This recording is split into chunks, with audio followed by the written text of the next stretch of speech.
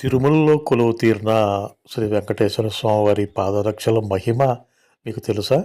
శ్రీ స్వామివారి పాదరక్షలు చాలా పెద్దవిగా ఉంటాయి. అవి కాలంతో పాటు అరుగుతూ ఉన్నాయి. దీనికి కారణం శ్రీ వెంకటేశ్వర స్వామివారు ప్రతి రాత్రి ఆలయాన్ని మూసిన తర్వాత ఈ పాదరక్షలు ధరించి 7 కొండలు దిగి అలమేలు మంగాదేవి వద్దకు వెళ్ళి తిరిగి 7 కొండలు ఎక్కి తన స్థానానికి సుప్రభాత సమయానికి చేరుతున్నారు. అందుకే ఆయన పాదరక్షలు అరిగిపోతుంటాయని భక్తుల ప్రగాఢ విశ్వాసం.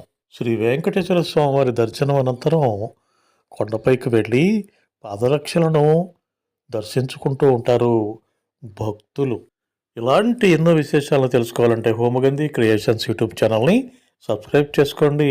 మీకు తెలిసిన వారితో కూడా సబ్స్క్రైబ్ చేయించండి.